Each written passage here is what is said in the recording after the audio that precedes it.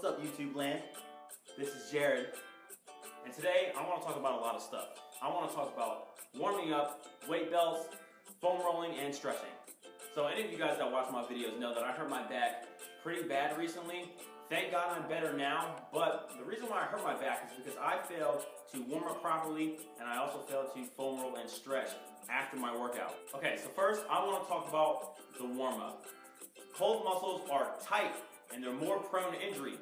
So by performing a warm up, you heat up your muscles and make them more mobile and less prone to injury. This is very important. So I'm going to show you a few warm up things that I like to do before my workouts. Okay, so this is just a really basic trunk twist. Don't forget to pivot on the ball of your foot so that you're not twisted up your knee. This is going to help to loosen up your spine. You see here, this is a forward lunge with a twist. You always want to twist toward the knee that's out. This is a little bit more advanced version of just the basic trunk twist, and it's pretty good. Try it out. And here you're going to see me doing a side bending type movement. The reason why I'm doing all this stuff is because I'm trying to loosen up my spine. I want to increase my spine mobility before I go into all my heavy deadlifts and squats. You see my hips go one way, my head goes the other way. It feels really good. And here, this is just a basic toe touch, and then I'm extending my trunk. So I flex my trunk, extend my trunk. Flex my trunk, extend my trunk. Again, trying to increase my spine mobility before I go into some of these heavier lifts. And up next, this is just a really basic leg swing. I'm trying to loosen up my hip now. So when you do this, don't forget to do both legs. And you'll see me here doing it from side to side. This is a lateral leg swing. And like I said, just trying to loosen up my hips. Trying to get my spine loose, my legs loose, everything before I go into these heavy lifts. This here is just a real easy self-hug. This is going to get my shoulders nice and loose and warm up my chest and back a little bit.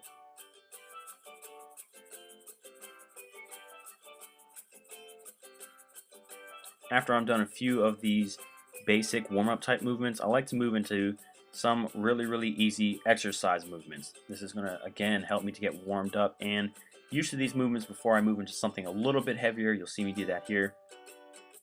This is only a 50-pound dumbbell, and again, this is just helping me get used to the squat and or deadlift type movement before I move on to the really heavy stuff. Oftentimes I like to throw in a few other movements, like you see me here doing a push-up. This is going to help me get warmed up again for the bench press type movements, overhead press, things like that. And lastly, you'll see me here doing a bodyweight pull-up. I keep saying it, but this is helping get my body warmed up for the rest of the workout when I move on to something heavier. Alright guys, so now I want to talk about weight belts and why they're important. This is my weight belt. I just got it recently and I love it. Before, I never used a weight belt. Why? Well, to be honest, I thought people that use weight belts just looked kind of stupid, and I think that I believe just a lot of the negative stereotypes that were associated with weight belts. For example, well, people that wear weight belts are stupid. People that wear weight belts are meatheads, and a lot of other stuff that just is really stupid, and I shouldn't have been thinking in the first place. Look, you guys, when it comes to fitness and when it comes to a lot of things, it's going to benefit you to have an open mind and not be closed-minded and stupid like I was and believe negative stereotypes about things. Anyway, after I hurt my back, I said, you know what, maybe I should try a weight belt and see how it works for me. And ever since I started using my weight belt, my lifts have been much better and I've been pain-free. Let me put my weight belt on and show you guys how it works. Okay, you guys, so this is my weight belt. As you can see, I have it on very tight, which is important. That's what you want, because your weight belt is going to stabilize your core. As you can see, mine is 4 inches all the way around. And it feels fantastic whenever I do my heavy deadlifts, my heavy squats, and things of that nature. Now, I stress that you don't want to use your weight belt for all your lifts, okay? That's just silly. When I'm doing a deadlift, let's say I'm doing 135, I'm not going to use my weight belt because that's too light. I don't use my weight belt until I start getting upwards to 225 plus, because that's when I need the extra core stability. Don't want to use it for everything because you want your core and your low back to have to work on its own without the help of a weight belt, especially on your lighter lifts. That's very important. If you guys are thinking about getting a weight belt, I would recommend getting one just like this. You don't want to get the one where it's skinny in the front and it's fatter in the back. You want to get the one that's 4 inches all the way around, because that's going to give you a lot of stability for your lifts, not just in the back, but all the way around. Very, very important. Okay, so now I want to talk about foam rolling and stretching. This is a foam roller. As you can see, it's very simple. It's just a really big, dense piece of foam, and this is going to be really, really beneficial to you. What I'm going to do is I'm going to leave a link in the description for this particular foam roller because I feel like it's probably the best one.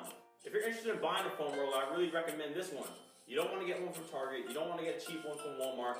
This one was only $20 and it's worth it. If you don't have a foam roller, buy one. Buy a foam roller. Buy a foam roller. Buy a foam roller. Okay, so what does a foam roller do? Why is it important? The best way that I can describe it is this is like a ghetto massage. You can use this before or after your workout, and what's it going to do is it's going to help to loosen up your muscles. Along with your warm-up, okay, this is going to roll on those muscles and just get them ready for the workout. Afterwards, okay, your muscles are also going to be tight. What goes on during your workout is that your muscles are always contracting and lengthening, contracting and lengthening. And if you don't do things like foam rolling and stretching afterwards, they're going to stay in that contracted position, and that's where you're going to get a lot of tightness and soreness later on. You know, people get sore the day after, sometimes 2 days after. If you foam roll and stretch, what's going to happen is that you're going to see that those windows of soreness are going to start to close, and overall you're going to be a lot more comfortable, and it's going to help you stay more injury-free. All right, so now let's go back out to the gym. I'm going to show you a few things here and a few stretches also. Okay, you guys, so you want to set your foam roller down and have a seat. I always like to start with my glutes. You see me here just rolling back and forth. Now, I know it looks a little funny, but it feels really good on the glutes. It's going to help loosen them up and work out some of the knots. For a lot of people, when you're doing both glutes, that's not enough. So you see me here doing one glute at a time. Now I'm getting a lot more pressure just on the one side, though. You want to make sure you always switch and do both sides. Here I'm going to transition down into my hamstrings, the back of the legs. A lot of people are tight in their hamstrings. So this, along with some stretching, is really going to help loosen those things up. Also, if you have tight hamstrings, it's going to help to loosen your back up. You see me here? I figured for my legs, and now only on one hamstring. So I'm getting much deeper massages than I was before when I was doing both. Like I said before, some people really need a deep massage. And then some people, they like a lighter massage. You know, sometimes it's really uncomfortable for them to dig deep into those muscles. Here I'm doing my calves. Again, both calves are on the foam roller. In a second, you'll see me here cross my legs, and now I'm on one calf. Again, you guys, don't forget to do both sides. And I'm going to transition into my upper body. So I like to give myself a few big rolls on my whole back. This usually cracks my back. And that's not going to happen for everybody, but it feels really good. Okay, so a few big rolls, and then you want to zero in on that low back. So I rotated a little bit off my spine. You don't want to roll directly on your spine, and dig into that low back meat. This is going to feel really good. It helped me a lot when I hurt my back doing the deadlifts. And now I'm doing my upper back. I cross my arms and dig in between that scapula. Okay, so now it's time for the quads. This one is very uncomfortable for a lot of people, so be careful. I get set up like I'm doing a plank, and I just roll in those quads. Everybody I know has big knots in their quads, so this is a tough one. You see me here crossing my legs, and now I'm just on my right quad. It's getting really, really deep. I just made a face there. And it feels really good. And last, this is for my guys. You can do your chest. It feels really good, especially if you have a tight chest after a big bench pressing day. See me here switching my arms, but I'm still in the same pec. It's a different feeling. Alright, so moving on to a few basic stretches. This is the quad stretch. You want to grab your ankle and push your knee into the ground. This is what you don't want to do. Don't do this. Don't pull your ankle like that. That's no good. Knee into the ground. There's a real easy hamstring stretch. Everybody knows this one. I like to get my foot up on a bench. You can use anything, really. Make sure you have your ankle dorsiflex. That means toes towards you. This is my basic core stretch. I'm just reaching up into the ceiling, pushing my belly button out hard. You'll see me here going over to the side. Now I'm stretching my oblique. And I always go to the other side.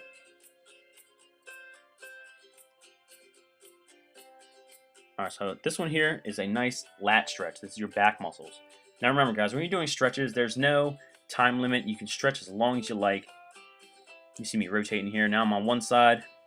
And I rotate the other to my right lat. This feels really good, you guys. You can do it anywhere. Use a squat rack, use a Smith machine.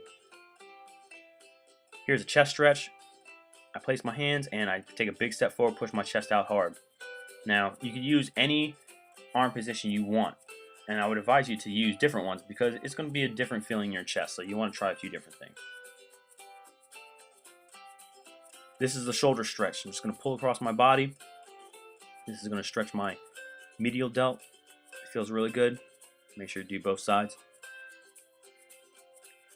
And last, you'll see me do a quick little tricep stretch. This one feels good, especially after some skull crushers or some close grip bench pressing. Just want to pat yourself on the back, pull that elbow over. Just about everybody knows this stretch. Alright you guys, so today's video was a little bit different from what we're used to, okay? It doesn't really focus so much on the actual working out part. It's everything before and after the workout. And let's be honest, some of the stuff isn't really the most exciting, but it's very, very important. As you can see, I hurt my back just like anybody else could. I'm a personal trainer. I'm supposed to be the example here, and sometimes I even don't like to do it. But as you can see, what happens is that when you forget to do things like this, you do leave yourself more open to injury, which is always bad. Injury prevention is key, you guys, okay? So you don't want to forget to do these things on a regular basis. Please, remember to warm up. Use your weight belt for your near maximal and maximal lifts. It's only going to help. Go out and buy a good foam roller. And always, don't forget to stretch. Alright, you guys, so that's all I got for you today. Like always, thanks for watching my videos. I hope you enjoyed it. I hope you learned something useful. If you like my video, hit like. Subscribe to my channel. I'm always releasing good stuff like this. And I'll see you next time.